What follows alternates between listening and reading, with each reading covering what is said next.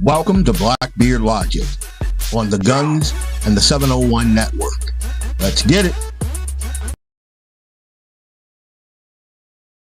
Good evening, folks. Just all kinds of bugs in this software, all kinds of gremlins. But it is a dreary day, a dreary North Dakota day today. Let me know if you guys can hear me okay. Um, See, we already have some folks tuning in. So today, I got a pretty good show for you today. I'm going to start it here, though. It's Memorial Day weekend. So what I what I like to do on Memorial Day weekend, especially with my son, like we want to have fun and all of that. That goes with the territory. But I tell him, a little bit about what Memorial Day means to me and should mean to him as an American boy, a North Dakota American boy. So what what it means to me is it's not just another long weekend, for lake cabins and catfishing, walleye fishing, firing up the grill, that sort of thing. Even though right now you couldn't fire up the grill if you wanted to because it's raining, but to me it's a sacred reminder that the peace that we enjoy on wherever you live, wherever you're at right now listening to this podcast, was bought with blood by young men and women from places like Minot and Fargo and Enderlin and Bismarck and Catahoula Parish, Louisiana, Jonesville, Louisiana, Mississippi, Natchez, Mississippi, just places that you probably never even heard of. Small town folks, a lot of them. I mean, I think about the North Dakota boys who left, this frozen tundra for the beaches of Normandy. The Louisiana boys, who left the swamp for the hills in Korea. I think about all the Mississippi boys that, traded that Mississippi bottomland for, the sands in Iraq and Afghanistan. Kids from farming families and oil patch towns who answered the call so we could raise our own in freedom under God and not under some tyrant's boot. And they didn't die for perfect government. They died for the crazy American idea that liberty comes from our Creator and defended it on the battlefields far from home. So while we gather with family and watch the flag snap in that Dakota wind and honor the fallen at local ceremonies, I make sure that Eli understands and make sure that your kids understand that those names on those monuments and in our churches, that's not just history. That's the receipt for everything that we have here. So this weekend, thank God for them. Pray for the Gold Star families still carrying the weight and recommit to living worthy of their sacrifice. Because if we forget in the heartland all their sacrifice, it kind of all loses meaning. That's what Memorial Day or Memorial Day weekend means to me. We have to remember the sacrifice of all those fine men and women in the military that helped us get to where we are. All right. And with that, I'm going to hit a quick commercial and then we'll get right back with the show.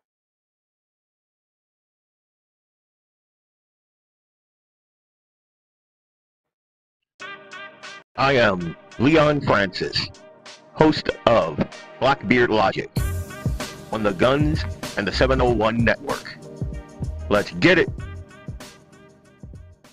Did you ever wonder why people run for public office? I didn't plan on running for Congress, but I got tired of watching politicians go to Washington, promising North Dakotans the world, and delivering leftovers. I'm Alex Balaz, and I'm running to be your U.S. House Representative. LAUER Auto Repair, located at 309 South Washington Street in Bismarck, North Dakota. Give them a call at 701-258-6308. The team of mechanics at LAUER Auto can take care of any problem your vehicle is having. And when you do business with LAUER, you can be assured you're doing business with a pro-Second Amendment, America First repair shop. There are plenty of other auto repair shops in the Bismarck-Mandan area. But why take a chance at patronizing a shop that might not have your beliefs at heart? Make no mistake. Make no mistake. LAUER Auto is your pro-Second Amendment repair shop. When you talk to the guys at LAUER Auto, don't forget to tell them that you heard they are a sponsor of Guns and the 701 and that you appreciate their support of our pro-Second Amendment, pro-North Dakota live stream and podcast. That's LAUER Auto Repair, 701-258-6308. 701-258-6308. Located 309 South Washington Street in Bismarck, North Dakota. Come on now. Okay, let's go. I am Leon Francis of BlackBeardLogic on the Guns and the 701 Network. Let's get it. Hey, Dan, Ravisic. I can't pronounce that name. I'm sorry. There are people chiming in. So I, as a curious aside, some folks were, sending me things on the what is it, the $1.776 billion fund that Donald Trump is trying to get implemented in order to pay out people who have been negatively affected by the DOJ. Like, it's the Biden DOJ, like we all know, went hard after folks for basically opposing them. The same thing that we talked about earlier, not living under the tyrant's boot, that whole thing. So on my social media, I put a quick question out there. Do you agree with the anti-weaponization fund? Yes or no, and why? And I got a ton of response from that, and I'm glad that I did. One in particular I want to mention here, Corey Clark said he's not in favor of it. Sometimes the price of being a patriot is facing the law of consequences, just like George Washington would have faced trial for treason against the King of England had they lost the Revolutionary War. We can't use the law to compensate patriots in this way. Sorry, I am an absolutist. This would set a very dangerous precedent, and I get that. I get that, and I understand that point of view. And I told him that. I said, "Dude, I understand that point of view, but in my humble opinion, we in this country, our Constitution guarantees us a right to redress of grievances." So that's where I'm at. I mean, after years of watching the Biden DOJ just ruthlessly weaponize the justice system, and not just against normal folks, anybody loosely associated with Donald Trump. Like, it didn't matter who you were, what you were doing. They ruthlessly went after you, and it was lawfare, weaponized by the Biden DOJ, and it bankrupted folks. It put people in jail. Like, in my humble opinion, it's long overdue. It's not just justified; it's long overdue. And I like the fact that he called it the 1776 So it's 1,776 fund, and it offers a pathway to compensate Americans who were targeted, who were bankrupted, who were imprisoned, and it's all just for their politics. Take Pat Stedman, and I'm going to read his testimony here in a minute. He entered the Capitol, and it was open. Like, he didn't break any windows to get in there. He goes in there. He witnesses the tragic events around Ashley Babbitt's shooting. He was arrested on Biden's inauguration day. He faced a felony trial. He received a 4-year sentence. He racked up over $300,000 in legal bills before receiving a pardon. His life was completely turned upside down. And then you remember folks like Ashley Babbitt, and she was an unarmed Air Force veteran, shot and killed by Capitol Police while climbing through a window that she didn't break. Roseanne Boylan, another woman, tragically died. Oh, and Ashley Babbitt's family did take the government to court, and I believe that they won a multi-million-dollar lawsuit, wrongful death lawsuit, and I think that that's great. I mean, I don't even have words. I remember being so upset because there were conservative, well, not conservative in my humble opinion, but there were Republicans that said her death was justified. And I want you to think about that. You had Republicans saying that the death of George Floyd was not, was police abuse of power.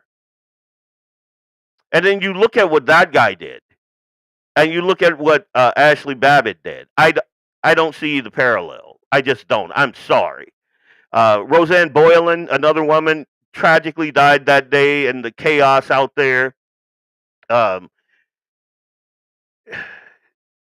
These were real human losses. Yet the narrative was painted like every participant there was a violent insurrectionist. We heard that ad nauseum. Insurrection, the most violent insurrection in American history. And you're like, come on now. Think about Jacob Chansley, the QAnon shaman. No violence, no property damage, sentenced to 41 months at federal prison. So walking through the building and grabbing that podium. And then there are hundreds, thousands charged with minor misdemeanors like parading in the Capitol.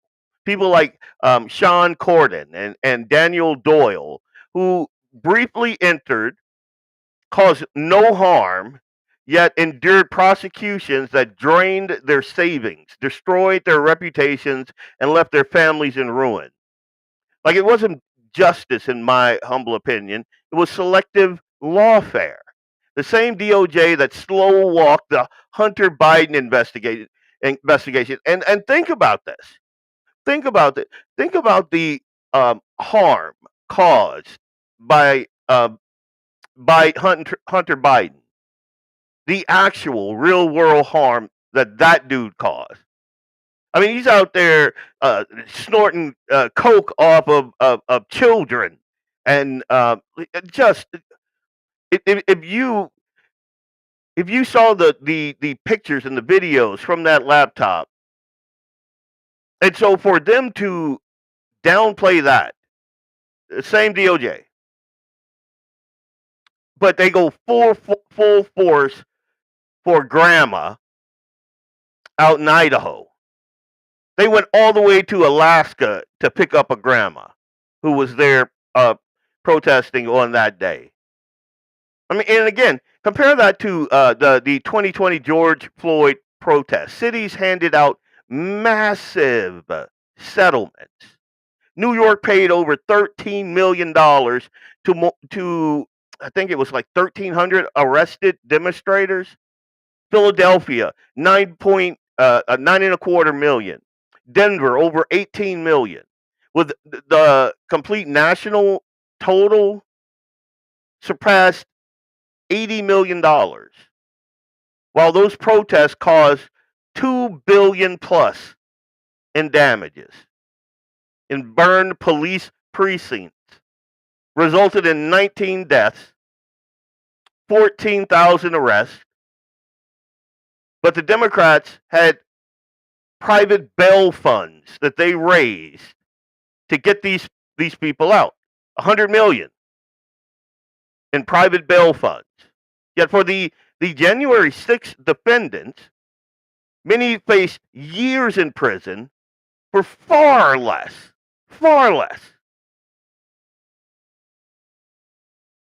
And you think about that. And now Trump wants this fund to help make these people whole, and now it's suddenly a slush fund. Think about that. In my humble opinion, using the judgment fund to right these government wrongs is exactly how accountability works. I mean, these aren't rewards for violence. There are restitution for a vindictive, two-tiered prosecution. When the government abuses its power, victims deserve compensation. Should put that money towards civics and constitutional classes, along with gun and rifle training in schools. All right, I can see that. Marxist movement set out to destroy our history, culture, and religion, basically make it bizarro world. Exactly, where everything gets flipped on its head, then the people beg for government. Again, agree. I think that this fund is not going to erase what happened, the damage, especially the psychological damage, the damage to the national pride, the damage to our respect to the institution. Like the one thing that the Biden administration did was completely destroy any fabric of credibility that our institutions had at one point. And I said that on the Due North Political Podcast with Perry Schumacher a couple of episodes back. But I think that this fund, it's not going to like erase the damage or anything, but it sends a message. Weaponizing federal agencies against citizens is not going to be a consequence-free thing anymore. When you do it, there is a very good chance that you're going to be penalized and that those people will be made whole. It's about restoring basic fairness after what we witnessed from 2021 to 2025, in my humble opinion. And I am going to here. I'm gonna read a bit of Pat Stedman. So this is his testimony from January 6th here. On January 6th, I followed the crowd into the Capitol and shouted. Police stood by the whole time, hanging out with us and sometimes directing us places. At one point, near the House chambers, I was walking downstairs when a trio of some special section Secret Service looking men started pointing guns in my direction. Confused and annoyed, I walked the other way, and when I saw a normal police officer, I asked him why they were doing that, and he informed me that a protester, Ashley Babbitt, had been killed and advised me to leave the building. I walked toward the exit, and after a short rest on the bench, I left. I harmed nobody and damaged no property that day and complied with all police orders. What I received for that was a pre-dawn raid at my parents' house where my 1-month postpartum wife and I were staying. On Biden's first day in office, his DOJ signed the order to arrest me 3 hours after his inauguration. In the subsequent weeks, I received death threats, online and harassing phone calls, something that would be ongoing for the next few years. I was banned from Meta and PayPal. My wife and I were both debanked by PNC and banned from Airbnb. My wife was detained at the airport for hours with our newborn daughter. I was charged with 4 misdemeanors and the 1512 unconstitutional felony. The government offered to drop the misdemeanors if I pled to the felony. The felony was a lie. So I refused and I went to trial. Now, and listen at this part here. At trial, the prosecution for 2 days straight was allowed to show footage to the jury of things that occurred around the Capitol I wasn't present for. For context, they said. When we asked to put forward footage that contradicted the prosecution's context, and that's something we don't talk about a lot, we were not allowed. They could show what they wanted, and we could not. Police officers were then put on the stand for the next 2 days who cried about their experiences. I had no idea who they were. They admitted they never saw me or interacted with me. Nevertheless, like every other January 6er, I lost and was sentenced to 4 years, $22,000 in fines and restitution. Yet, even after the Supreme Court overturned the felony, the judge would not let me out until my misdemeanor sentences of a year were maxed out. Because she can't count, she actually kept me longer, to the extent that she had to intervene at the last minute to make the prison release me on a Sunday, something that is against BOP rules. My family sat outside the prison gates the Friday before, practically the entire day, waiting in vain because of this pettiness. But the government wasn't finished with their pound of flesh. After my release, they took me back in for resentencing to attempt to have me re-sentenced after the fact to my misdemeanors consecutively. So I'd be taken from my family again and have another 1.5 years behind bars. This time I won, as they had no legal precedent to do this, and it skirted on violating double jeopardy since I had served my full prison time. Even still, this cast a cloud over the holidays and cost me another $20K my family couldn't afford. People ask whether prison was bad. And yeah, of course, prison sucked. It was hard and it was violent. And I was present for a stabbing and was lucky to avoid 2 fights and a race war. But dealing with the Biden DOJ and the DC judiciary was the real trauma. They would grind down your spirit by weaponizing the legal system and use endless procedure to bankrupt you. I had nightmares for months after release that I had somehow been hit with new charges. By the time I was pardoned by President Trump, I had spent literally every single day of Biden's presidency either in prison or under some form of supervision. I had incurred over $300,000 in legal fees and over $1 million in lost business. It was a reign of terror, and yet it was a mere foreshadowing of what they had planned for anyone else who opposed them under Kamala. The country should never forget this. I wanted to read that because I know people. I know kids who turned 18 under the Biden administration who were hauled in front of the FBI. And we know that the process is the punishment. Like he said, and so many J6ers said, like if they would just plead guilty, they could go about their lives. They can't like get on an airplane. They'll have a marshal following them around and all of that stuff. But if you didn't plead guilty and you actually went to trial, it was a sham trial because you were not allowed to produce evidence that would, be to your benefit.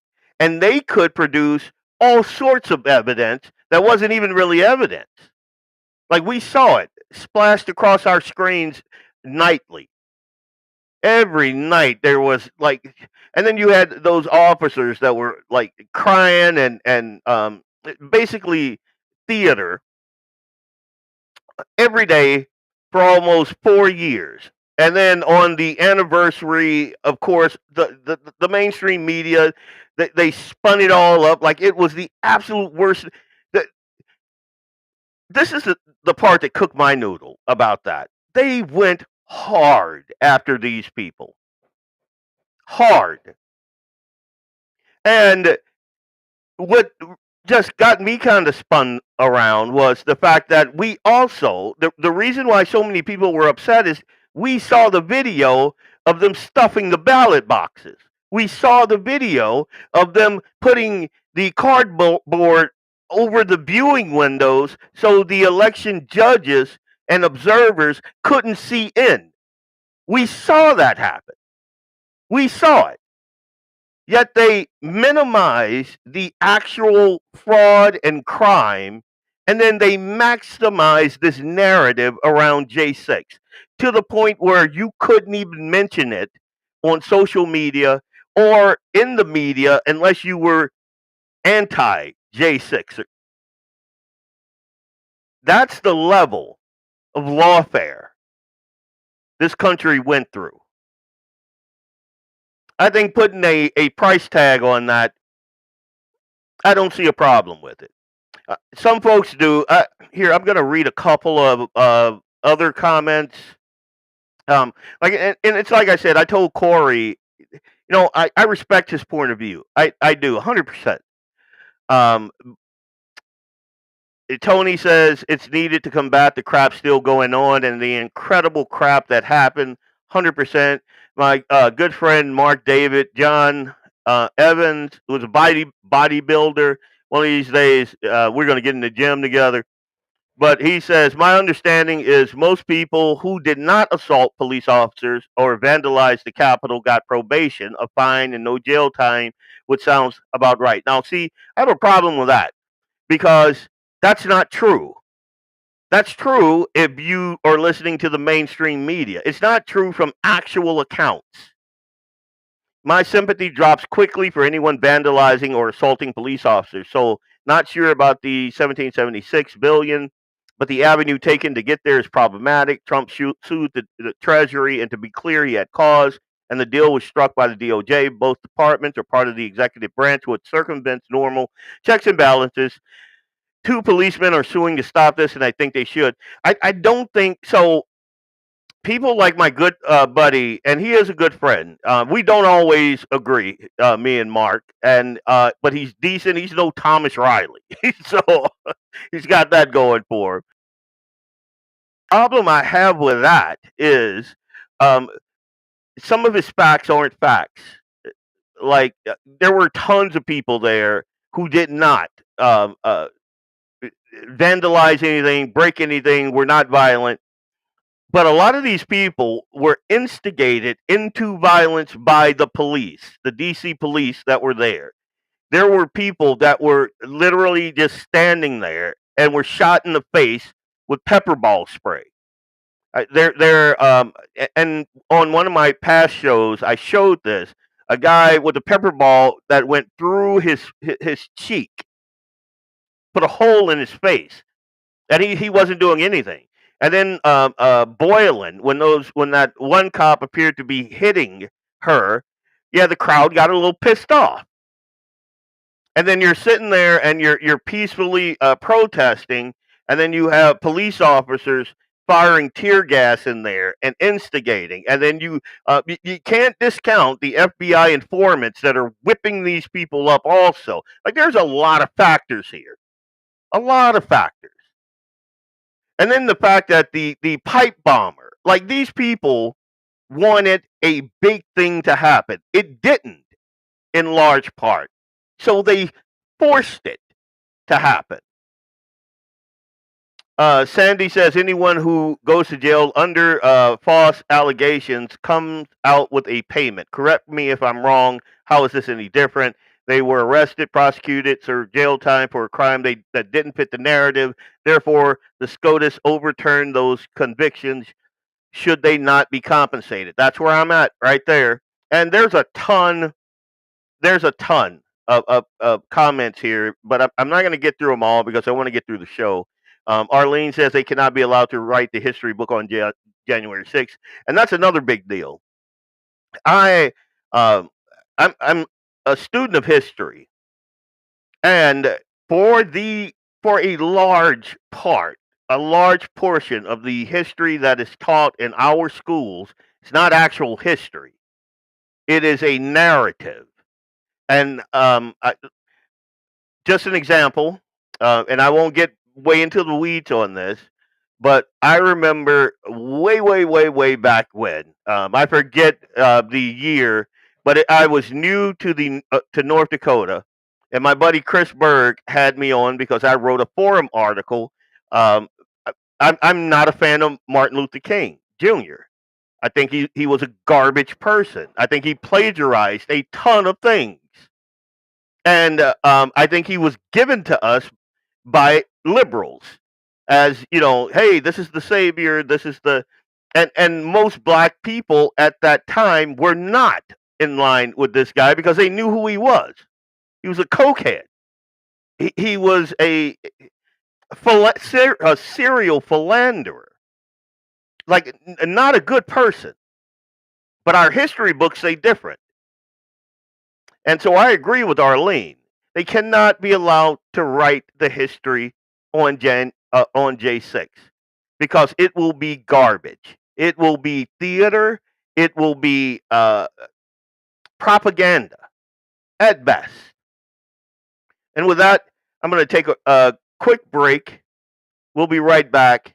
My name is Leon Francis. This is BlackBeardLogic on the Guns of the 701 Network. When we come back, I'm going to talk about this next segment is going to be called Geske Gets It.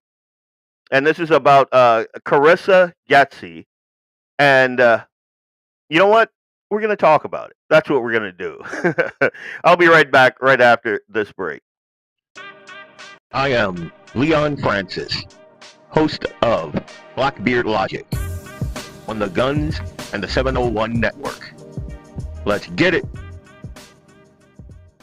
Did you ever wonder why people run for public office? I didn't plan on running for Congress, but I got tired watching politicians go to Washington, promising North Dakotans the world, and delivering leftovers.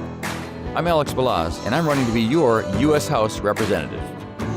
LAUER Auto Repair, located at 309 South Washington Street in Bismarck, North Dakota. Give them a call at 701-258-6308. The team of mechanics at LAUER Auto can take care of any problem your vehicle is having. And when you do business with LAUER, you can be assured you're doing business with a pro-Second Amendment America First repair shop. There are plenty of other auto repair shops in the Bismarck-Mandan area. But why take a chance at patronizing a shop that might not have your beliefs at heart? Make no mistake. Make no mistake. LAUER Auto is your pro-Second Amendment repair shop. When you talk to the guys at LAUER Auto, don't forget to tell them that you heard they are a sponsor of Guns and the 701 and that you appreciate their support of our pro-Second Amendment, pro-North Dakota live stream and podcast. That's LAUER Auto Repair, 701-258-6308. 701-258-6308. Located 309 South Washington Street in Bismarck, North Dakota. Come on, now. Okay, let's go. I am Leon Francis of BlackBeardLogic on the Guns and the 701 Network. Let's get it. Was at a critical juncture. Rising debt, unsupported first responders, and detrimental programs and services have become the norm. And people are feeling it. Higher costs, increases in crime, big decisions, not always enough transparency. I'm Michelle Turnberg, and I'm running for mayor in order to change that. We need to focus on public safety, affordability, clear communication, and core services, not niche special projects. It's time for a new approach. I'm ready to lead Fargo forward. Vote Michelle Turnberg for mayor on June 9th. Remember that, Michelle Turnberg for mayor, June 9th. Also, this segment, I'm Leon Francis. This is Blackbeard Logic, Guns in the 701 Network. So, this is Carissa Geske. And this segment I've named Geske Gets It. It's catchy. I like it. And remember, again, in June, she is running for school board in Fargo. And I like the cut of her jib. I do. I was mildly irritated when I saw the people coming after her, calling her, Islamophobic and all of this other garbage. I am gonna, and I heard this, like the reporter that was questioning, her, well, all of the members. I didn't like the way he couched his questions, and to me, he wasn't very knowledgeable, but he wanted just this gotcha deal, and he's works for a conservative station. I didn't like that. I didn't like that at all, and so on my social media, I put a post up, gave my 2 cents. It did really well, so I was glad to see a lot of folks saw the common sense, and she is young. That's why it blew me away that she was this intelligent and so poised. And the reasons that she gives for running is, um, I believe she said that she was in church and she asked some of the older uh, uh, women there, parents there, to run, and they were too busy. And then she takes it upon herself to do something about the Fargo school system. And even some facts that I didn't know, like the millions of dollars that we sink into the Fargo school system, and like I'm just going to say 40% can't read at grade level or proficient at grade level. It was more, but it was like between 35 and 38%. But I'm just going to benefit of the doubt 40%. And the amount of money, the millions of dollars that we are shoveling in, there is a problem. Again, there is a reason why me and the missus homeschool our kid, because we love him and we want him smart, and I want to teach him real American history. So in that order, and plus we are God centered, a Christian forward.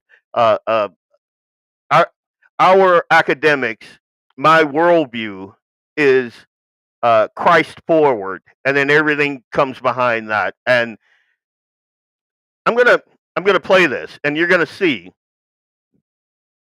one of the reasons that we decided to do this is exactly what she said. There is this belief of the separation of church and state that simply is not there, and I really, really wish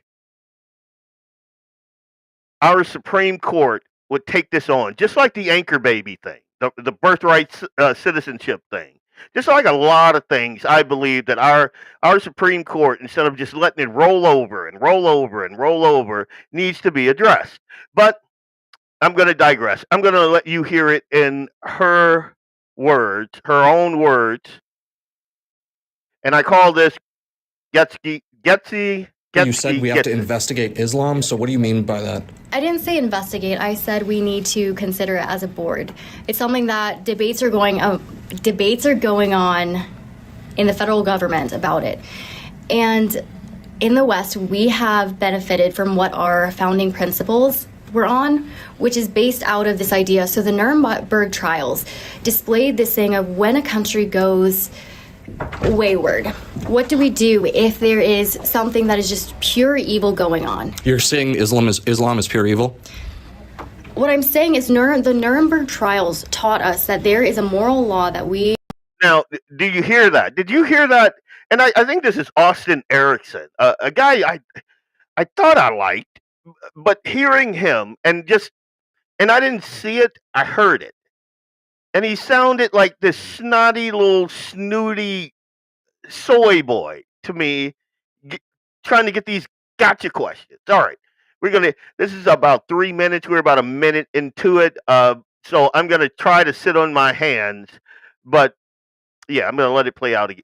Moral law that we have to recognize that supersedes the laws of the land, whatever country you live in. And so we have to be very careful because the education system is very complex. We deal with people who have so many different religions, and Christianity doesn't use coercion. Well, why does religion even need to be part of a school board debate? Because there's a separation of church and state. So you hear the snobbiness in his voice? You hear the soy in that voice there? Good God. I think that the separation of church and state is largely misunderstood. So the separation of church and state was obviously when we broke away from the UK, there was this thing where, well, they wanted to protect the church from the state. But I agree with you in the sense that we have to be very careful. Our teachers are teaching a moral code to our kids. And we have to ask the question, which I haven't heard asked, is what is that moral code coming from? Islam and Christianity cannot coexist. And here's why. Can't coexist in our society? So listen, so freedom of speech in America is so important. Do you hear the shock in his voice? Oh my God. Islam cannot coexist? Of course not. Where have you been? Like, 2 seconds and we'll get back. I would have asked him, if Islam is so great, why are all of these Muslims coming to America and not to some Islamic country? Why are they all coming to, like, you look at England, same thing. Why are these people leaving a place that their religion dominates? It's majority. So their religion actually penalizes you if you are not a Muslim and you don't want to convert. And then some of them go further than that. You have to convert or you die. Or if they're trying to put their best foot forward to the Western world, well, they'll just relocate you. Like, you can't be here. You can be a Christian, but you can't be here. So that sort of thing. How is that worldview compatible with us? It's not. But I'm going to let her finish, and then I'm going to give you my 2 cents on this thing. And we're founded on arguably Christian principles, but Christianity doesn't use coercion to force people. So you can still get the facts of why Christianity is true, factually true, and there's evidence, historical evidence to prove that it is true. But Islam uses coercion, whereas Christianity does not. And we as the West really have to be careful with what we see is going on in the UK. The school board isn't talking about it, but this will be an issue that we face in the next 5, I would arguably say now, in the next 5 years, 10 years, 15 years, for sure. So what would you say to parents that are Muslims that are practicing Islam, and you're saying as a school board candidate what they're teaching their children is wrong? I wouldn't say that. I would say ask the Muslim parents what the Muslim leaders claim. The Muslim leaders claim that there's only 3 ways. Christianity and Islam are not the same. Christianity doesn't push coercion. Here are the facts you choose. Freedom of speech, freedom of choice. Islam says you submit or you don't, and here are the 3 things. Either you be penalized, there's penalty, and this is recognized by Muslim leaders. You're penalized, you're kicked out, or you're killed, and this is recognized by Muslim leaders. So I would ask Muslim parents, what are you teaching your children? Because you might be a professing Muslim, but you actually might be saying, do not lie, do not murder, do not steal, do not covet. So then are they really operating out of a Muslim worldview or not? And that is something that we need to address, because the West has benefited from the value of freedom of speech and freedom to choose. 100%. I didn't see a single thing wrong. But just like clockwork, all of the liberals and even some Republicans were all up in arms about this her answers, to the point that she had to give follow-up interviews to set the record straight. And I'm like, I wouldn't have. I would have looked at the transcript of what I said, and I'd have been like, all right, I'm good with that. Like, there's no, and again, the thing that really got me is how young she is, but obviously knowledgeable, obviously. And you don't get that. And I'm sorry if this sounds racist, but in a lot of young white women, you do not get this. You don't get it. Like, and okay, I'm gonna stop before I get myself in trouble. But so what she just said there is the thing that most gutless school board members are too terrified to admit. And here's I'm going to break this down, like what she actually said, without the usual corporate media spin. These are her key points. Western civilization has thrived because of its founding principles, rooted in a higher moral law. The Nuremberg trials prove this. When a government goes full evil, you don't hide behind, well, I was just following the law. There's a moral code above man's law. Where does that moral code come from? That's all she was saying. And she was being rushed. She had the little soy boy. What do you mean? What do you mean? And she's young. She probably felt like the tension. Like, oh my God, what is she saying? And then when she moved to the whole Islam and Christianity cannot coexist as governing worldviews, you heard the soy boy again say, what do you mean by that? My God. No. Our country was built on Christian principles. The Abrahamic law is our basically our code. It's in Black's law. The Abrahamic code. If you don't know what that is, that's just the 10 Commandments. That's our rock. What is Islam's? Christianity, like she said, does not coerce belief at the point of a sword. Islam does. Submit or face penalties, expulsion, or death. Muslim leaders say this plainly, loudly, and often, and in Western countries. They say this in their countries, and they say it in ours. And we're supposed to just turn a blind eye to that. Absolutely not. And I agree with her. The school board needs to stop ignoring this. I mean, she made the point. Look what is happening in the UK. They have no-go zones. They have grooming gangs. They have Sharia demands. Why would we should be grilling Muslim parents? Like, what are you teaching? This is what I would say. And if I were her, I would have probably couched it like this. You know, if you are here in America and you love America, how do you teach your kid Islam? Unless it's a progressive version of Islam, how do you do that without it butting heads like that Western ideology of liberty? That concept is not transferable. So what do you teach your kids if you're a Muslim parent? Why are you in a Western country? This is what I would ask. Why not be in a majority Islamic country where Islam is the dominant worldview? And you have to understand also that America was founded on I like to say divine providence. It is a Christian forward country. But our government doesn't run like that. Our government has its legal moorings. It's supposed to be Christian. I'm just going to throw that out there. But Islam is not just a religion. It is a governing structure. Ask the folks in Iran. Ask the folks in Iraq.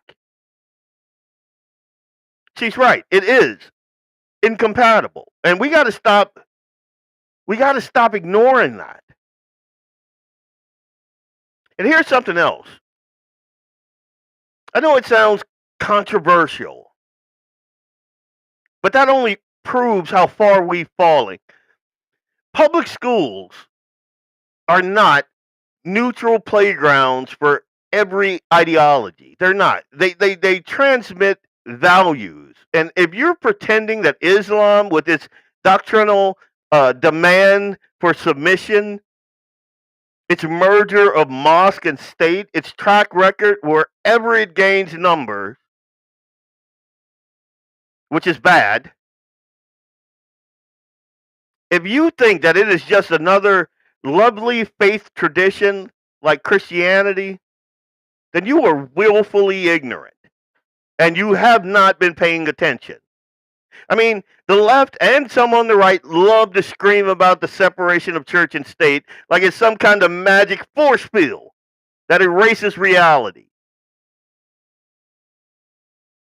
Newsflash, Chuckle Nut, that phrase is not in the Constitution.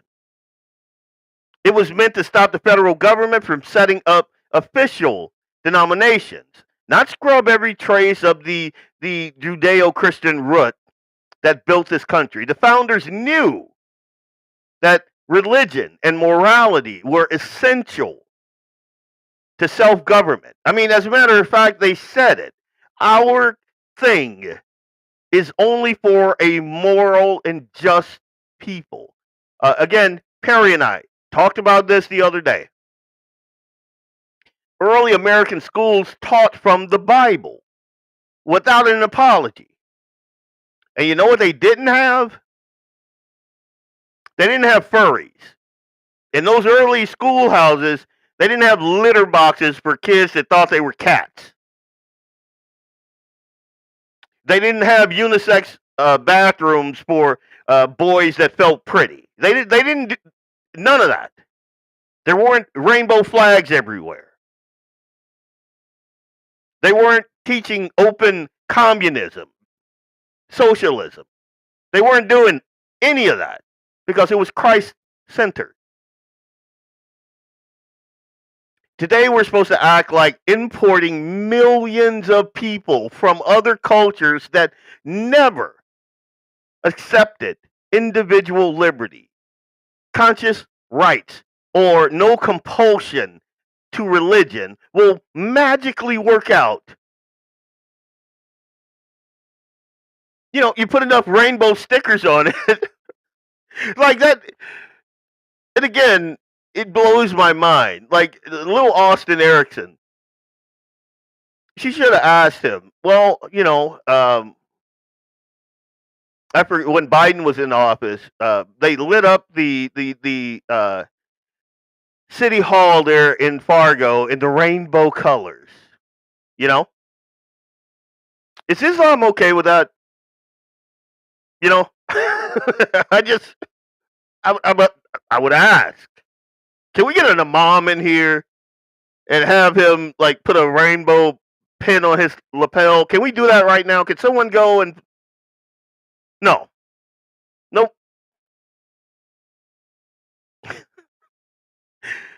And again, she brought up Europe. The UK is a warning sign. A warning sign that's on fire right now. These are parallel societies. Yet their free speech has been crushed. Politicians are too cowardly to name the problem. They have rape gangs. You get put in jail like Tommy Robinson. He went to jail because he stood outside the courtroom and read the names of the offenders that had multiple offenses of preying on children and were getting slaps on the wrist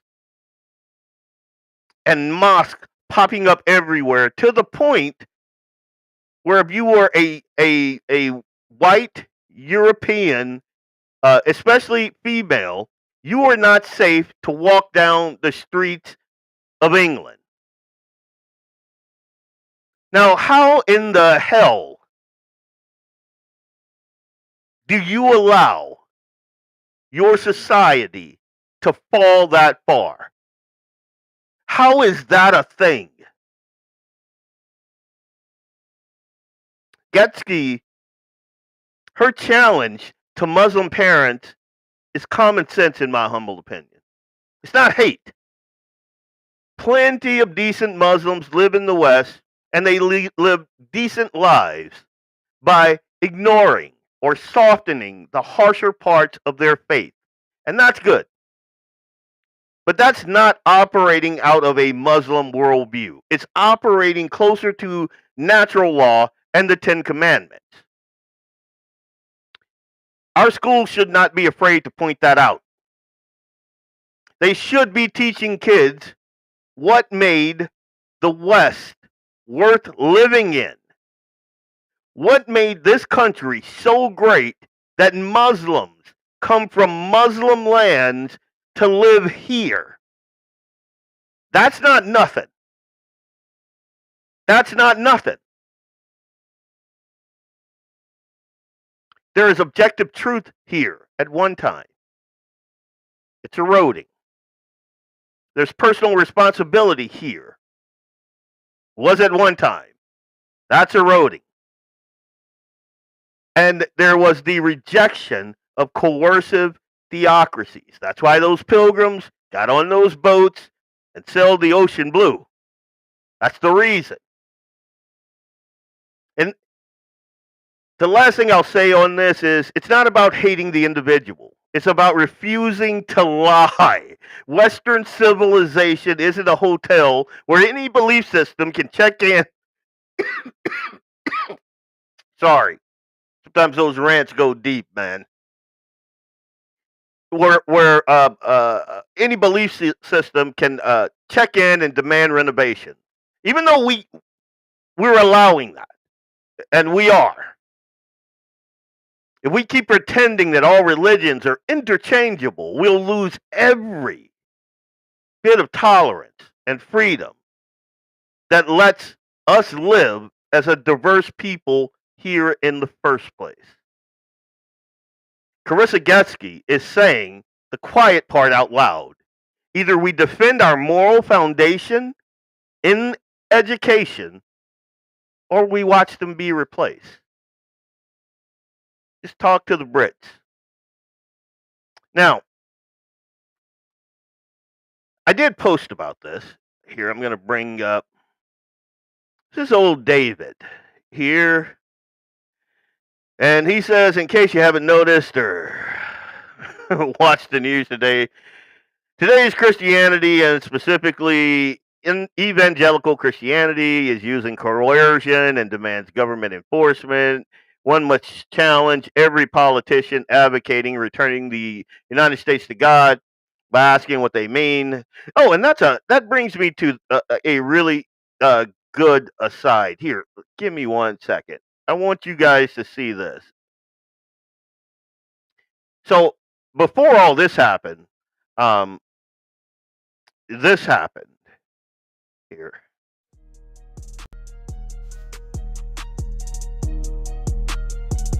What about this passage from Mike Johnson declaring that our rights do not derive from government? They come from you, our creator and heavenly father. Is this him putting God over the Declaration of Independence? Now, did you see the smugness in that idiot's face? Did you? So Speaker Mike Johnson said the truth, and this has been true since the founding of this country. Here's the Declaration of Independence right here. They're endowed by their creator with certain inalienable rights, that among these are life, liberty, and the pursuit of happiness. That whole thing. Laws of nature and of nature's God. Entitle them. That whole thing. That's what he said. He basically quoted the Declaration of Independence. And then in her smugness, here, let's go back to this. In her smugness. Him putting God over the Declaration of Independence? Look at that smug, she just knows she just made a brilliant point. Brilliant point. But that made me think about, Okay. just so we're clear, according to the Declaration, the ultimate source of rights is not the government or the will of the people, but God. But and so I made that about a week ago, I think, when I saw that. Uh, but then you had David here, and as you can see, he has that same mindset. One must challenge every politician advocating returning the United States to God by asking what they mean. Do they mean a return to our colonial days of the 17th and 18th centuries, where attendance at a specific church was mandatory? Will taxpayers be required to support that designated Christian church? Does that mean we'll have a Christian form of Sharia with biblical laws and sanctions like the book of Leviticus? Do they like? Apparently, he's not a Christian because he does not understand the closing of the Old Testament with the blood of our Lord and Savior Jesus Christ. He doesn't understand that. He doesn't understand that. So he's not a Christian, this David Vail guy. Do they believe Americans should not be free to choose? Are they explicitly stating they no longer will hold their oaths of office to uphold and defend the Constitution of the United States, which is undergirded by a Judeo-Christian foundation, chuckle nut? And so I'm not going to read the rest of his dribble. What I am going to do is my answer.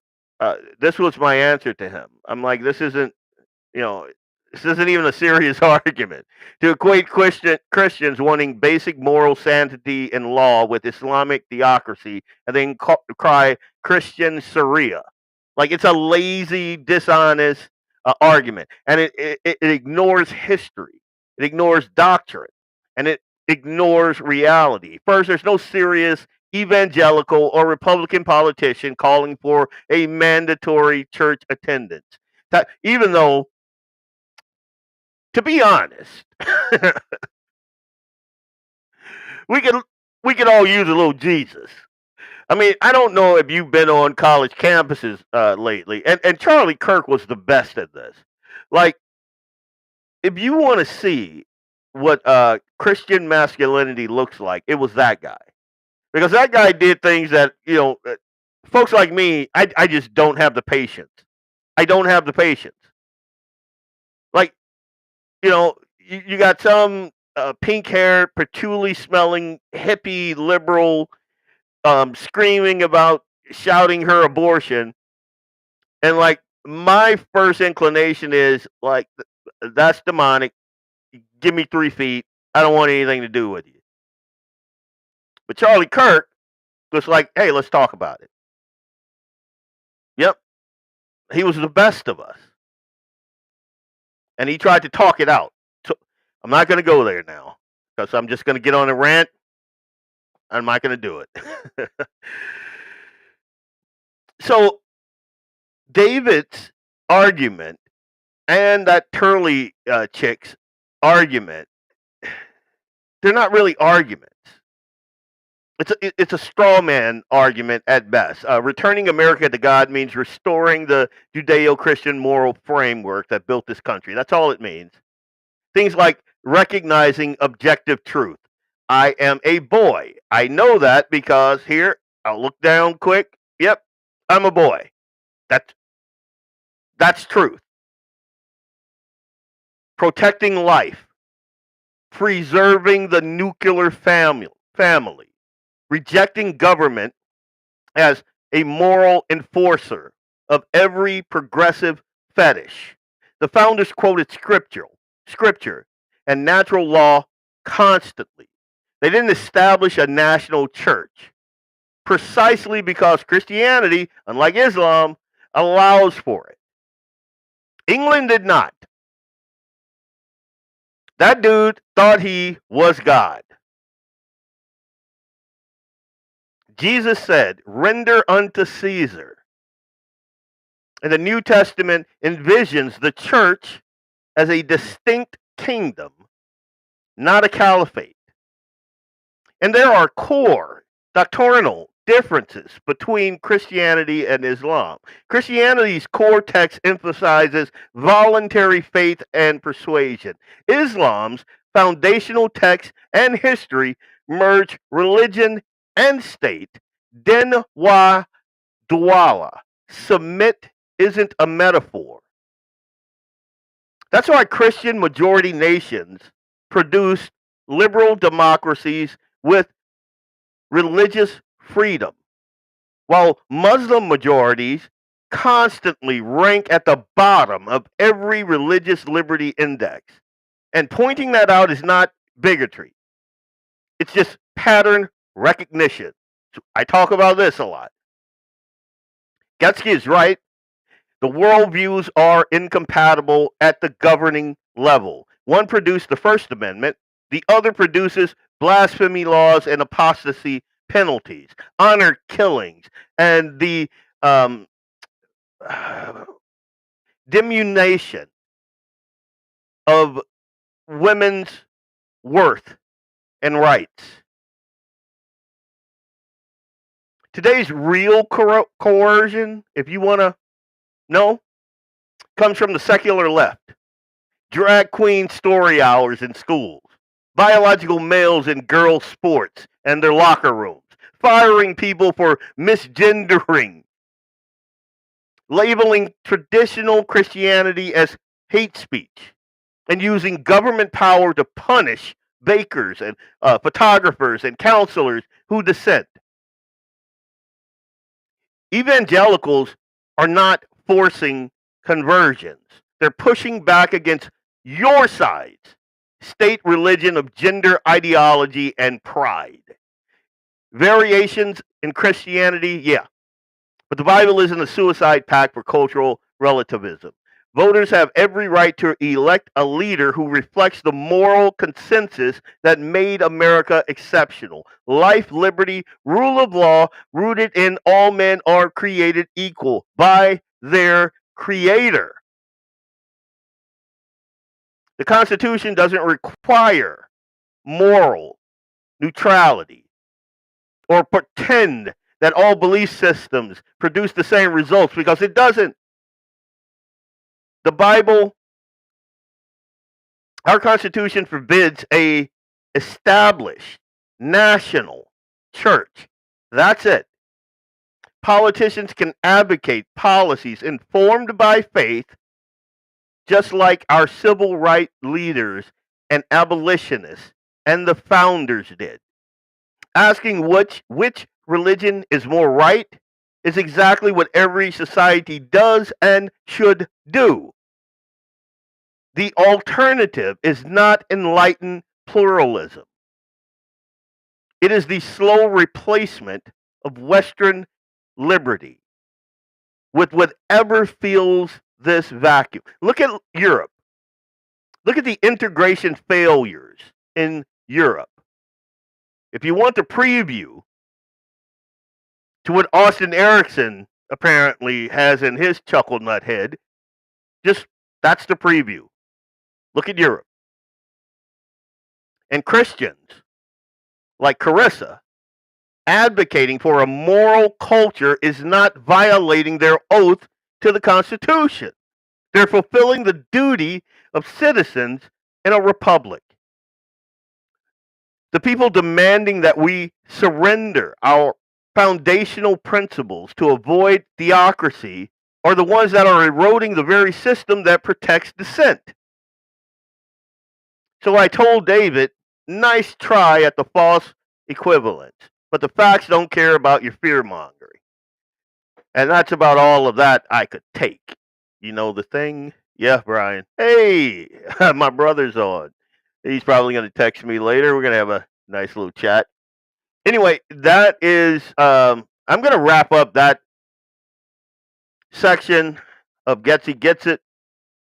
And when we come back, we're going to go into Let 'Em Cook. I saw a couple of videos that I thought were pretty good. The type of thing that you just want to sit back and just let them cook. Mic drop at the end, walk off the stage, you're good. We'll be right back. I'm Leon Francis. This is BlackBeardLogic on the Guns of the 701 Network. We'll be right back right after this break. Okay, let's go. I am Leon Francis of BlackBeardLogic on the Guns and the 701 Network. Let's get it.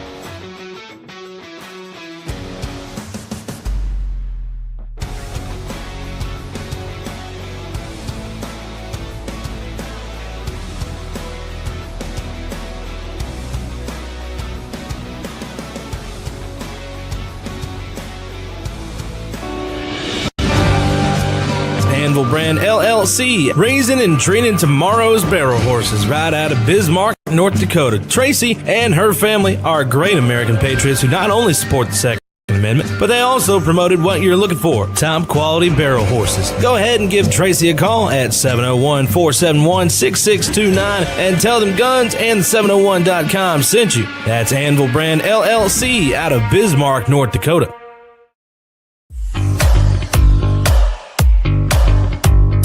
At Horton Laser Craft, we believe in the power of personalization. Whether it's a cherished memory, a special occasion, or a unique gift, our custom laser engraving brings your vision to life. Our expert craftsmen and state-of-the-art technology ensure every piece is a work of art. From personalized decor to one-of-a-kind keepsakes, Horton Lasercraft makes every moment unforgettable. Visit HortonLasercraft.com today and start crafting your perfect gift. For more info, email them at HortonLasercraft@yahoo.com or call them up at 605-545-7535. Horton Lasercraft, where memories are engraved.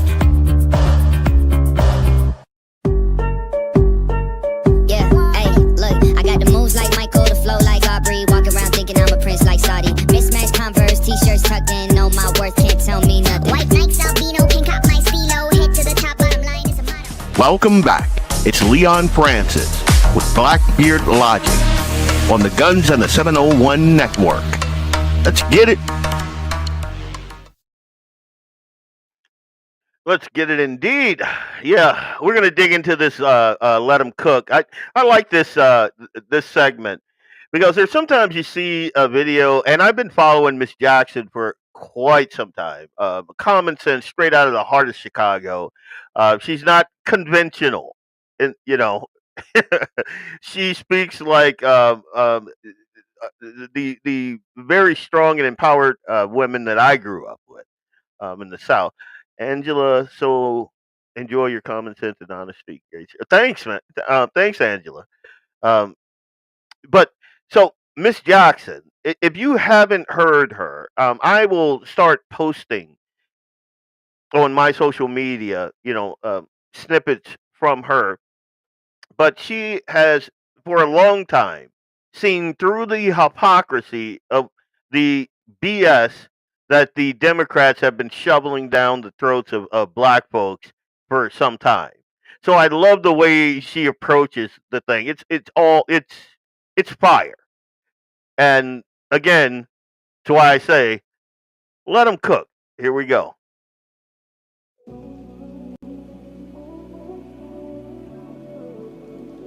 The reality is this. Black people's voting is not in danger, and you know it's not. And you know it's not. I'm 63 years old. I've been voting since I was 18. I have never had a problem voting. Now that may apply to my mother and father. It applies to my grandparents. Surely it does. Sitting up here manipulating the Voting Rights Act like something's getting ready to happen to our right to vote, when you know that's not true. So now you all gonna drag black people in here, definitely some senior citizens, and gonna have them come up here and talk about how they scared to vote, how this messed up their right to vote. Women need to vote. All that junk. when you know it's not true. Just like you sit up here and make like black people can't get IDs. Us requiring IDs to vote. It's gonna stop black people from voting. Why black people ain't got IDs? Yep. See, you all get more and more ridiculous. But you can't, in this room full of these black people, talk about that federal case that just got filed Monday that's talking about how you all are stealing property at Cook County sales. Where the black people in here? Raise your hand that if they told you to come in here to talk about how your property got stolen. Where you at? Huh? Because we got commissioners in here that know for a fact it's happening. Come on, y'all black people that they done sent here with these 501c3s, that they got y'all in here talking for them. Why y'all ain't in here talking about how they stealing our property? 1 minute. Where y'all at? Come on, because y'all getting ready to come up here to this mic and lie for the cameras to say that black people's voting is done by this Louisiana thing and Donald Trump and the Trump administration, when Donald Trump is in front of the Supreme Court right now fighting for the 14th Amendment. That amendment was for black people. 30 seconds. Not for birthrights, not for people to anchor themselves over here illegally. And they got y'all black people in here getting ready to talk against him. I mean, y'all real sick up in the head. You sick in the head and more sicker in your spirit. This is insane. Let Miss Jackson cook. Yo. there was so much common sense in that little sound bite. Like, it defies logic. Like, things that we know to be true. Like the whole gerrymandering thing. That everybody's all wee-weed up. The fact that you can fool enough people into believing that somehow this is taking away the rights of black people to vote. And the way the Democrats have made Trump into this bigot. And just like she said, he's in there fight. The Democrats are using a thing that was to ensure that the children of the former slaves, what Democrats were attempting to do back then was say, well, they're not citizens. So they can't vote. That's what they were attempting to do, the Democrats. And the Republicans said, no, that's not a thing. And then they wrote this amendment to put it in. Again, if this is your first time here, Democrats have been doing Democrat things for a long, long time. And by next Let Them Cook, we're going to enumerate those things. Picture this. Senate hearing room, tension is thick in the air. Senator Mazie Hirono leaves.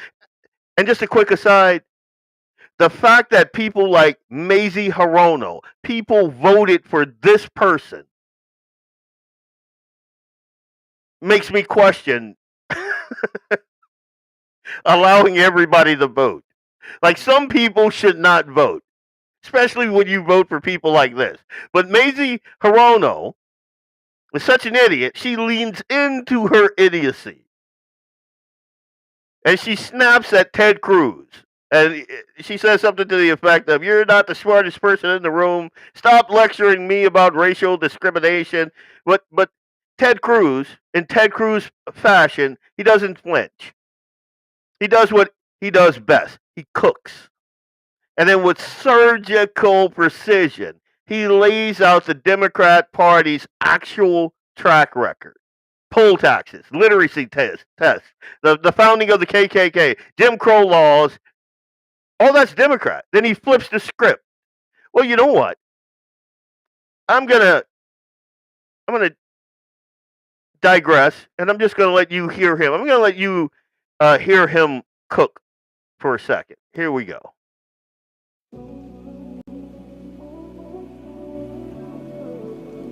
Just a moment ago, our colleague Senator Hirono said there's a lot more to say, and indeed she's right. And in fact, I want to go back to her comments. She began by saying we have a long history of racial discrimination in this country. That's undoubtedly correct. And then she said, quote, we had poll taxes, we had literacy tests, we even had tests of how many jelly beans are in a jar. Mr. Chamberlain, when Senator Hirono says we had poll taxes, I want to ask you who we is, and in particular, what party was it that implemented poll taxes in the South? I'm pretty confident it was mostly the Democrats. And what party was it that put literacy tests in place in the South? The same answer, mostly the Democrats. And what party was it that had tests like how many jelly beans are in a bottle? The Democrats. Tell me, what party were the founders of the Ku Klux Klan from? I'm pretty sure that was the Democrats. Indeed. In fact, Nathan Bedford Forrest, the founder of the Klan, was a delegate to the 1860 Democrat National Convention. What party wrote the Jim Crow laws in the South? The Democrats. And so on this side of the aisle were members of the Republican Party. Who was the first Republican president? Abraham Lincoln. The Republican Party was literally founded to oppose slavery. We came into existence because slavery was a grotesque evil, and it was President Lincoln, the first Republican president, who signed the Emancipation Proclamation, who won the Civil War, and that resulted in the freeing of the slaves and the passage of the 13th, 14th, and 15th Amendments. By the way, fast forward to the Civil Rights era. Bull Connor, one of the most noxiously racist politicians, what party was he from? He was a Democrat. The Democrats, for the entire history of their party, have been a party based on racial discrimination. They affirmatively embrace it. They support it. Let me ask you, Mr. Grime, is discriminating based on race consistent with the United States Constitution?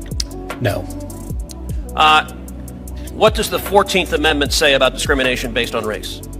It's prohibited. What does the 15th Amendment say about discriminating based on race, and in particular drawing congressional lines and explicitly discriminating based on race? It's prohibited. Now, the Democrats are fond of telling this story that is, and I wish I could find a kinder way to say it, a flat-out lie. That without discriminating based on race, that no African Americans will be elected and no Hispanics will be elected. Indeed, there was one fellow online who was a vocal left-wing spokesperson who tweeted out, "If I'm advising anybody to run for president, they sure as hell better have a solution to how you make sure that it's not another 100 years before another black person can represent South Carolina." So that's a typical Democrat statement, that we cannot elect a black person in South Carolina without discriminating based on race. I want to ask you, Mr. Chamberlain, who is the junior senator from South Carolina right now? That would be Tim Scott. And, all right, I'll tell you what I said online. I said, hey, Grok, who is Tim Scott? And why do Democrats think he isn't black? And by the way, was Tim Scott elected because of a gerrymandered district drawn only to elect an African American? No, he won statewide. He won statewide. By the way, the Democrat position is you can only elect African Americans with a gerrymandered district. I will point out Burgess Owens, an African American, is elected in a majority white district in the state of Utah. He's a Republican. Byron Donalds, another African American, is elected in a majority white district in Florida. He is a Republican.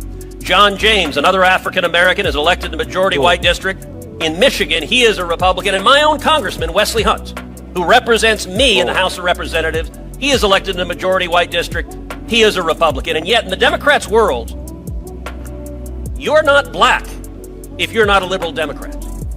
There is an arrogance to African American voters. By the way, they also have that same arrogance to Hispanic voters. They say you're not Hispanic if you're not a liberal Democrat. Well, I'll tell you, I am proud to be the first Hispanic ever elected to represent the state of Texas in the United States Senate.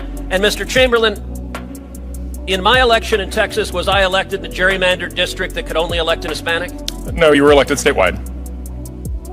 Discrimination based on race is wrong. Final question. The Democrats are now clutching their pearls that seats drawn to elect liberal Democrats in the South are going to go away. You may get black Republicans instead. Indeed, in Tennessee, they're freaking out that a liberal white guy who's a Democrat is likely going to lose his seat to an African-American woman who's a Republican, and they say that's horrible racial oppression. My final question is this. If you look nationwide, which party has egregiously abused gerrymandering for decades? Both parties are guilty of it, but who has been the worst offender? And in particular, take New England. Take Massachusetts, take Connecticut, take Rhode Island, take Maine, take Vermont, take New Hampshire. How many Republicans are elected from all of New England in the House of Representatives? I think the answer to that is 0. 0. They've drawn every district in a naked gerrymander, and yet they're very upset that their illegal pursuit of power has now been stopped by the Supreme Court that is enforcing the Constitution and prohibiting the racial gerrymandering discrimination their party is built on. 100%. And again, if you have kids, if you have liberal friends, and they tell you idiotic things like Mazie Hirono and AOC and all of these, and you'll notice it's mostly these loud, harpy-like women, liberal women, that are screaming about, the whole gerrymandering. And I thought I had a picture of the map of Louisiana. It is like, it blows your mind. If you watch the Due North Political podcast, the last one, Perry had it up there, and we talked about it. It is basically, guys, this is what they're mad about right here. Like, I don't know if you can see old Trump over there. You see him? He's doing his thing, and all those gerrymandered districts. Okay, there it is. We can see it here a little bit there. Let's see. Go back, Trump. So, if you look here at Louisiana, do you see the way they drew that district? Like, there's no rhyme or reason. The only way this district makes sense is it was drawn to encompass the biggest amount of black people, which is illegal. Like, it's so illegal. Same thing with Mississippi and Alabama and like Ted Cruz mentioned, like all those northern states.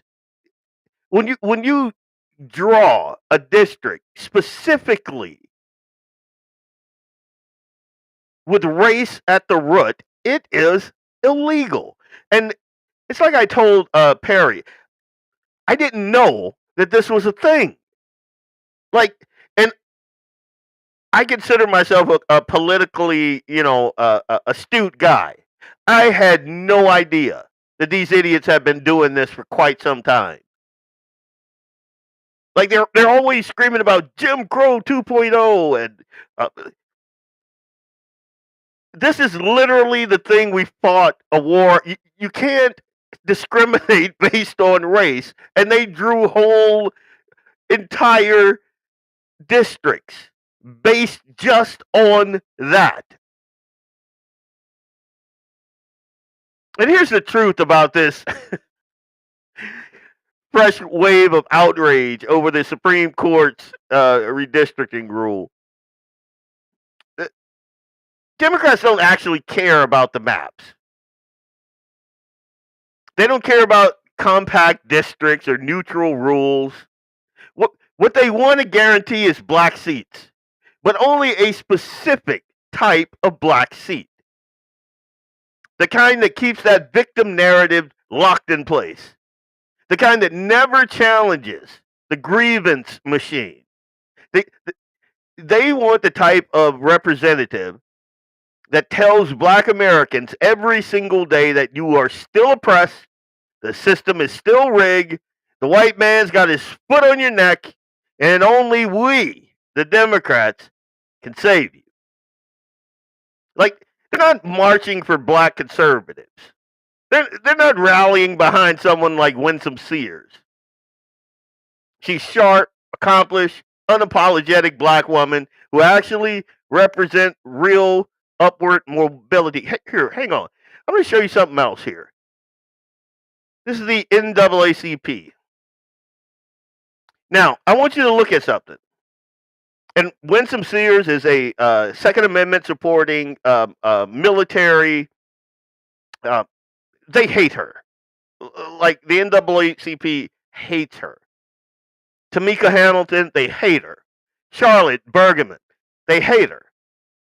Now, the NAACP is supporting the folks on the bottom over the black folks at the top there. The NAACP NAACP, the National Advancement of Color for Colored People. Those folks. They are supporting the folks on the bottom. The advancement of colored people supports all the white liberals and none of the black conservatives. It's like I said last week. It's all a grift. Like, it didn't surprise me that the Southern Poverty Law Center was out there funding bigotry in order to point and say, look, there's bigotry. We have to fight that. And then their coffers like expanded by millions of dollars, hundreds of millions. I think it doubled. And they're funding like Unite the Right and what was it? The J6 and whatever that Charlottesville thing. They funded these people. Like they hollowed out the shell of a thing that used to have a purpose. And now that thing's purpose is to get money and keep us divided. That's all it is. Like you can't be a black person. You can't be a black leader. You can't be sharp and accomplished and unapologetically black. You can't be like me. Like, I love black people. I am one. My mom was one. My daddy's one. You know, my grandma. And like all those people up there, except, you know, my wife. But all those people, they're black. I look up to them. They shaped who I am. I love black people. But I also love white people. I love Americans. I love Christians. So you can't pigeonhole people like me. You'll never hear me telling another black person, oh, the white man's got his foot on our neck. White man's keeping us down. You'll never hear me do that. So Democrats have no use for me. They hate me. They're afraid of me. And that's what's going on here in this picture. Like they're not marching for black conservatives. They recoil from any black leader who refuses to perform the approved script. Like, you can't just be black. You have to be their kind of black. And that sounds a little bigoted to me. I'm just going to say it. You got to sound like the hood, yo. You got to sound like the streets. You got to keep that outrage fresh. Never step outside of that assigned role. Sounds a little bit like a plantation or a ghetto to me. I just like King of Sparta, King Leonidas. My knee just don't bow like that. It don't bend that way. I'm sorry, you know. Let's ask the uncomfortable question everyone's pretending to ignore. How come removing race-based voting districts only seems to devastate black representation? Why is that a thing? Why not any other non-white group? Why is the only demographic that apparently cannot win seats without the government drawing racially engineered maps around them are black? That single fact should tell you everything that you need to know about all of the fake outrage. Real representation isn't a racial quota. I'm sorry to break that to you. Real representation is black excellence, showing up in every arena of American life without apology, without permanent victimhood. And that's another thing. Like, I'm going to go off on a tangent, and I know I'm going to try to keep it brief. It's the reason I don't agree with DEI. It's the reason I don't agree with what's that policy where there's a quota for black people. I'll think of equal opportunity or whatever it is. It's why I don't agree with that. It dilutes black excellence. I mean, there are black men and women out there that are brilliant. You'll never know it because they're not going to be highlighted by the Democrats, the mainstream media. Like they gave us that idiot down in Texas. What's her name? Who code switches? She talks like she's from the hood and she went to a prep school and all of that. But she thought, well, she knows that this is what they want. Affirmative action. Yeah, Larry. Hey, that's a name I haven't seen before. Hey, Larry. That's it. Affirmative action. I don't agree with that. I don't. Like, if it was up to them, when they crank up this hysteria, oh, Jim Crow's back. What am I supposed to do? Open my front door like it's 1963 again? You know? If I open my front door because of this Supreme Court ruling, do I suddenly have fewer rights? Should I start humming an old Negro spiritual and set out on my way? It's my God. It upsets me.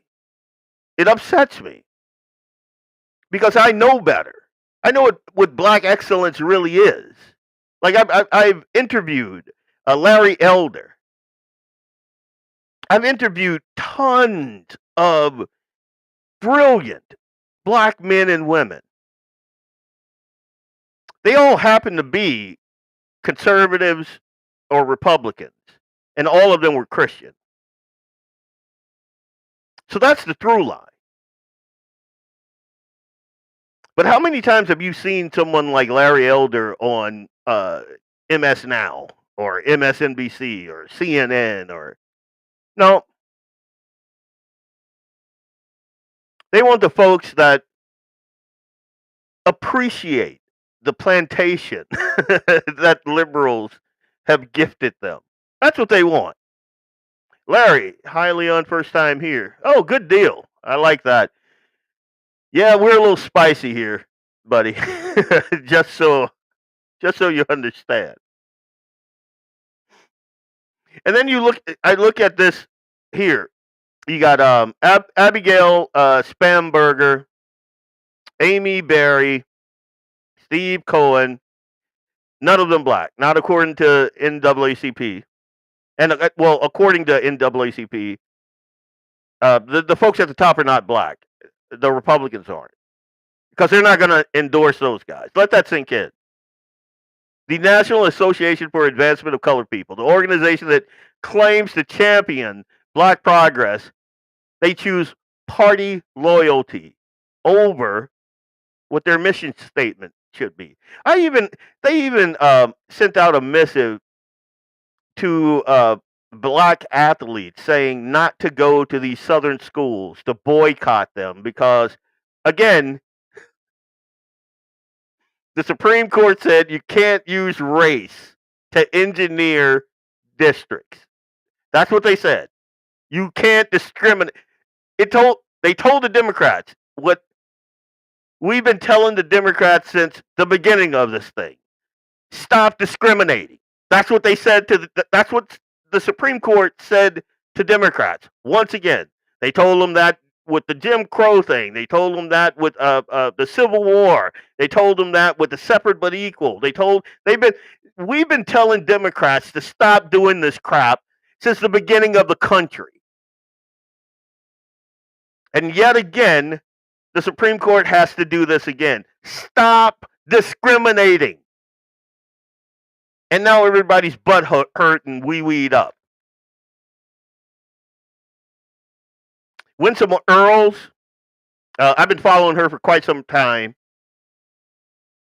Her entire platform is school choice, safe streets, economic opportunity that actually lifts people up instead of trapping them in dependency.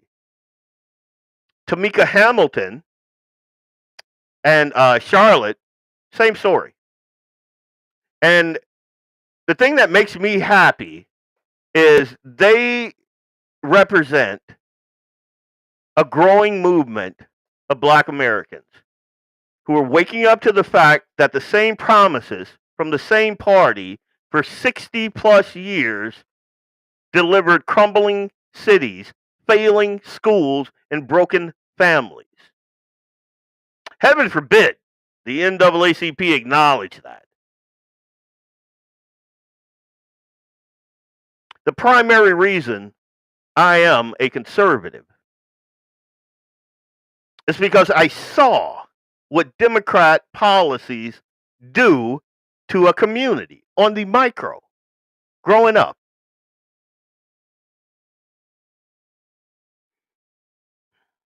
It's sad.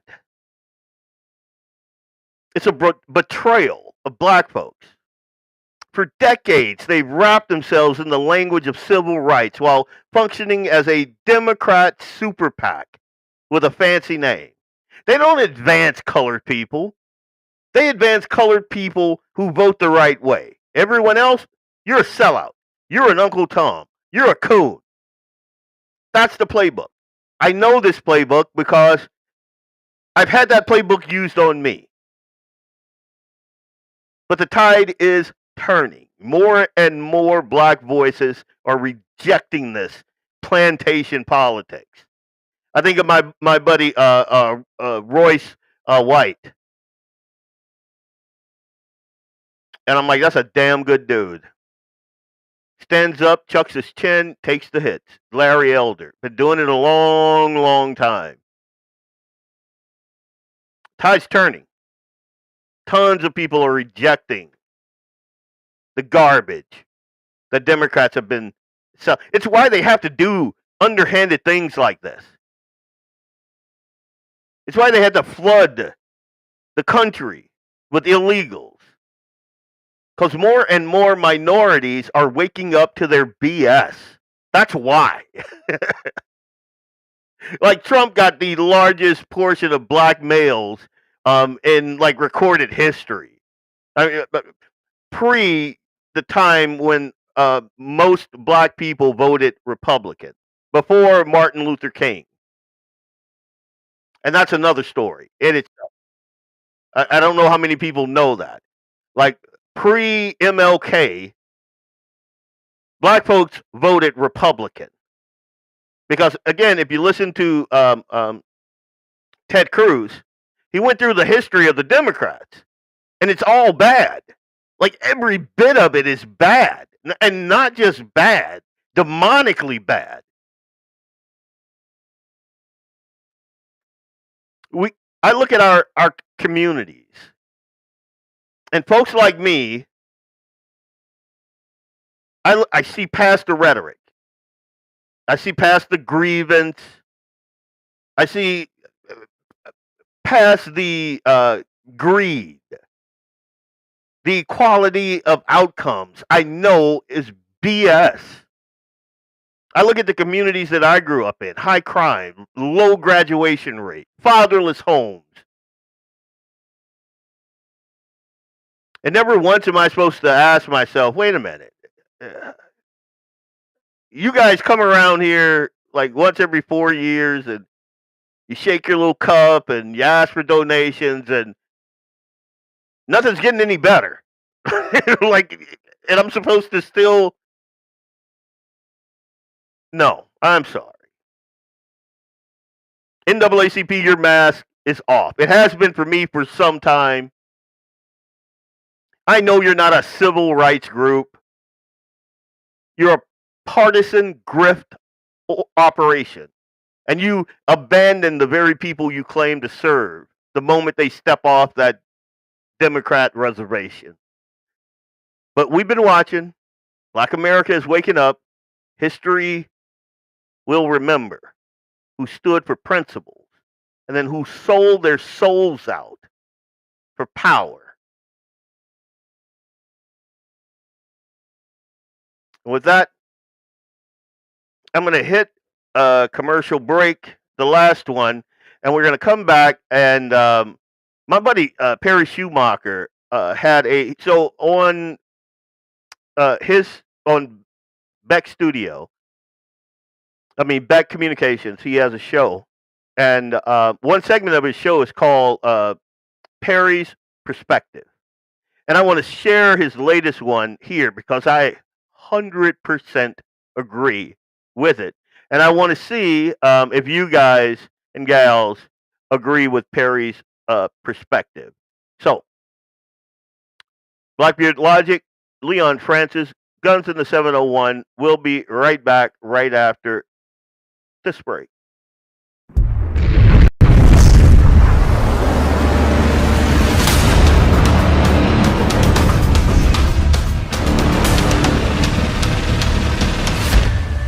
LAUER Auto Repair, located at 309 South Washington Street in Bismarck, North Dakota. Give them a call at 701-258-6308. The team of mechanics at LAUER Auto can take care of any problem your vehicle is having. And when you do business with LAUER, you can be assured you're doing business with a pro-Second Amendment, America First repair shop. There are plenty of other auto repair shops in the Bismarck-Mandan area. But why take a chance at patronizing a shop that might not have your beliefs at heart? Make no mistake. Make no mistake. LAUER Auto is your pro-Second Amendment repair shop. When you talk to the guys at LAUER Auto, don't forget to tell them that you heard they are a sponsor of Guns and the 701 and that you appreciate their support of our pro-Second Amendment, pro-North Dakota live stream and podcast. That's LAUER Auto Repair, 701-258-6308.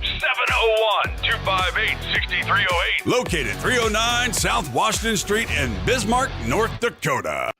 When you want it done right, Go where lemons go. Kalen's Auto Service, owned and operated by Kalen and Misty Foss, lifelong locals with over 25 years experience. From modern rides to classic restorations, they can handle it all. Top quality work, fair price, and honest hometown values. Located just one block south of Highway 12 on 6th Avenue West in Lemon. Kalen's Auto Service, serving you with all your auto repair needs.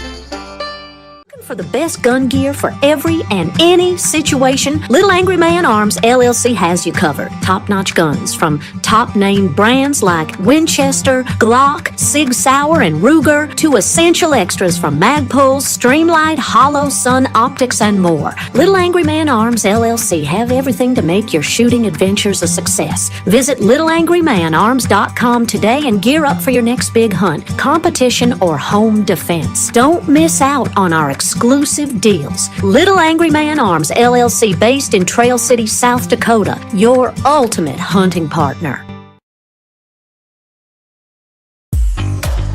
At Horton Laser Craft, we believe in the power of personalization. Whether it's a cherished memory, a special occasion, or a unique gift, our custom laser engraving brings your vision to life. Our expert craftsmen and state-of-the-art technology ensure every piece is a work of art. From personalized decor to one-of-a-kind keepsakes, Horton Lasercraft makes every moment unforgettable. Horton Lasercraft is owned and operated by a local veteran and his wife located near Thunderhawk, South Dakota. They provide custom laser products at a reasonable price, and their turnaround time is fast and efficient. Custom board cutting, glassware, decanter sets, mugs, assorted stainless steel jewelry, assorted tags, decor, custom acrylic nightlights, and much, much more. Call them up at 605-545-7535. Horton Lasercraft, where memories are engraved.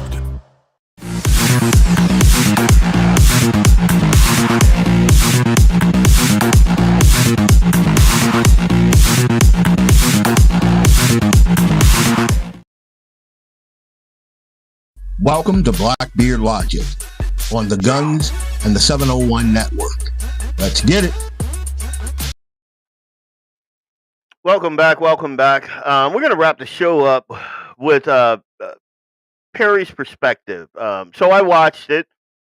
I agree with every word. I want to see if you guys agree with it also. I mean, I think he nails it. His Andy Griffin analogy is spot on. The Barney Fife analogy is spot on. And you'll see, I'm going to play it.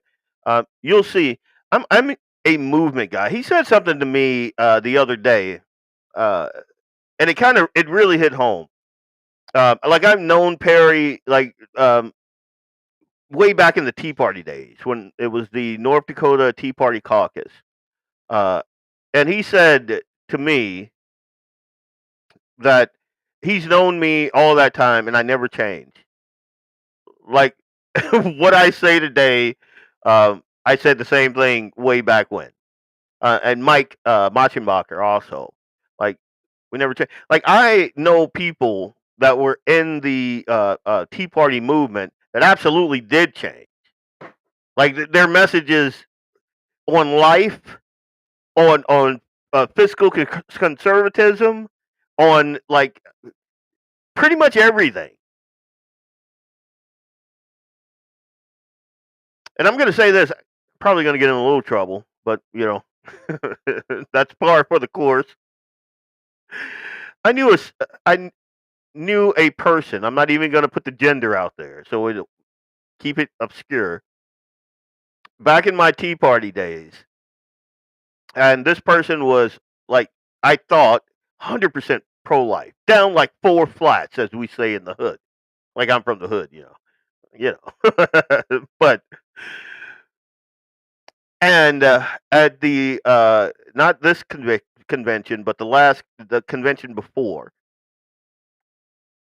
I was there, and these people, and this person in particular, were speaking against some pro-life legislation because they thought it was too harsh. And I'm a pro-life guy.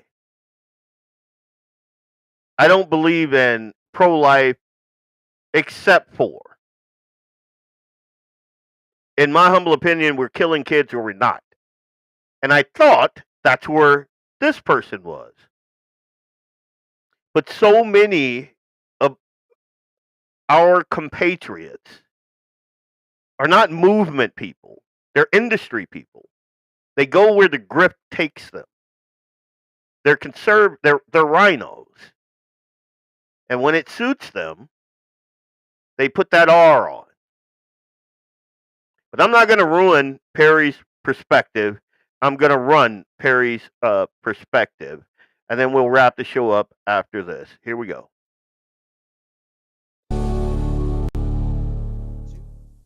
Good evening. Welcome to Open Range. I'm Perry Schumacher. Many of you maybe are too young to have watched the Andy Griffith Show. Others near my age can vividly remember watching it. It was a very popular show when I grew up. Andy Griffith played the character Andy Taylor, a local folksy sheriff. His sidekick was a guy named Barney Fife. Occasionally, Barney would have to step in for Andy as the man in charge, but let's just say he didn't carry the gravitas that Andy did. Everyone but Barney knew the job was too big for him. Last week, North Dakota's Barney Fife got to play sheriff. Our Governor Armstrong threw his money around to support various candidates like the well-known ultra-conservative Judy Lee.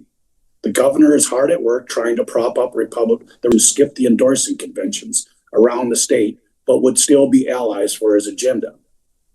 I have stated several times in the past, for far too many, conservatism is an industry, not a movement. Me and Brandon are movement guys.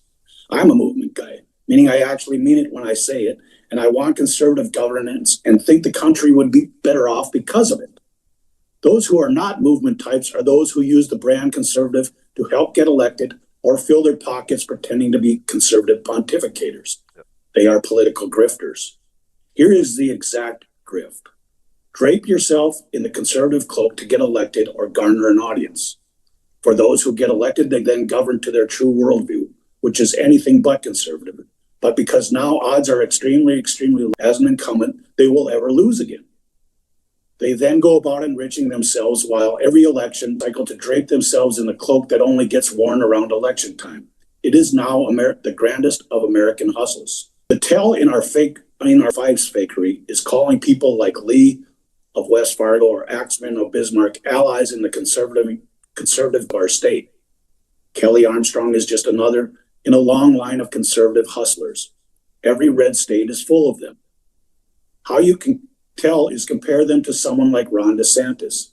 He actually governs like and movement conservatives. Another way to tell is that a grifter will call the actual conservative a radical. There's one type of person who does not lie about being conservative, an actual conservative. For the industry types, it is just playing dress up because They view most of their constituents as chumps. It is often said something happens to people we elect when they get to DC. That is not correct. The grift started long before, right here at home. If we see such deception like this at the state level, why would we expect it to be any different in Washington? If you want to change Washington, it starts with being intentional with our choices back home by rejecting the grift. Vote the opposite of every grifter's endorsement. Vote for the actual conservative. Brandon, that was Perry's perspective. Now, I obviously I edited that for time. You should go to Perry's social media, Perry Schumacher. Go to his social media page, watch his videos. They're really good. And you can every other Tuesday, I'm on there with Perry and Ryan and Mike, and we do the Due North Political Podcast. I thought I had a hat back there, but I don't see it. Well, after I watched that, I agreed with every word. Perry pretty much nails it, comparing Governor Armstrong to Barney Fife trying to play sheriff. We got a governor here in North Dakota throwing his money behind candidates who skipped the Republican endorsing convention, and he's propping up the establishment allies instead of the grassroots. That's not leadership. That's exactly what Perry said it was. That's machine politics in conservative clothing. What really hits home is Perry's distinction between conservatism as a movement versus an industry. Like, I'm a movement guy. I said that before. I actually believe in limited government. I actually believe in individual liberty and real conservative governance. I actually, well, I'll digress. I'll say this. Too many politicians wear the conservative cloak every election cycle, and then they govern like moderates. They veto bills to protect kids from explicit content in public libraries, like Armstrong did. Drawing censor from the NDGOP. They drag their feet on aggressive property tax relief while protecting the status quo and their insider connections in the energy sector. And you can spot the grifters a mile away, just like Perry said. They call real conservative radicals. Like, I'm considered a radical, while they cozy up to the establishment. And then you look at a real leader like Ron DeSantis. He governed on principle. He fought woke indoctrination, secure borders, cutting regulations. And like Perry said, and I kind of went out, and I think he did too, I kind of went out to Florida. I'm going to bring it back to North Dakota, because we tend to think that our problems start in Washington. They don't. They start right here in North Dakota.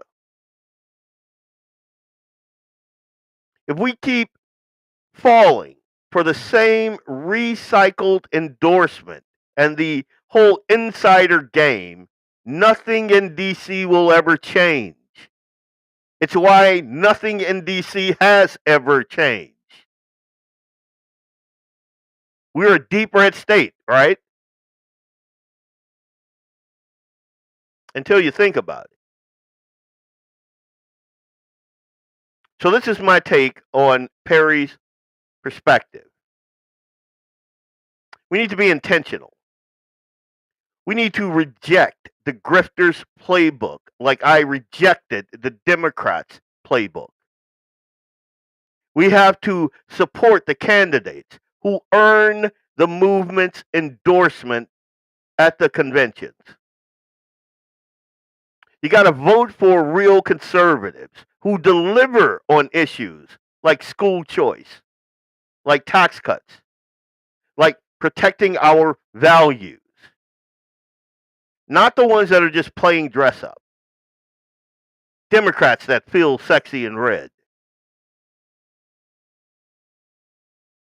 I thank Perry for keeping it real and telling it like it is. And I'm going to end the show with this. Here in North Dakota,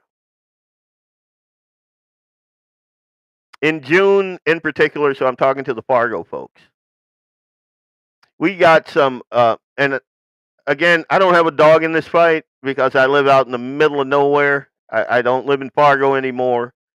But if you do, and you want Fargo to not be $1.37 billion in the hole, to not have a reading proficiency of between 35 and 38%, yet you're still shoveling millions, hundreds of millions of dollars into that failed system. You got to get off your arse. You got to get out there and you got to vote for the conservative candidate. If you don't know who the conservative candidate is, go to Fargo First. And I really should have put their social media up here. I really should have done that. I'll do that on my social media. But Fargo First is a very good resource for that. Keep your ear to the ground. Be a movement conservative. Don't be an industry dupe. Industry chump. We got a country to save. And in North Dakota, we got a state to save. The rhinos are running roughshod. And we got to do something about it. Leon Francis, BlackBeardLogic, Guns in the 701. God bless. Good night. And remember, this Memorial Day weekend, it can be fun, but remember the reason for the season. Pray for those Gold Star families out there. Thank God for all of the veterans out there. All of the folks that fought and died to keep this little piece of land here free.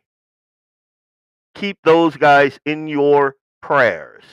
Because if we forget that, we forget the reason that we can live out in the middle of nowhere with our Second Amendment rights, our First Amendment rights, our Fourth Amendment protections, all of the things. We wouldn't have those.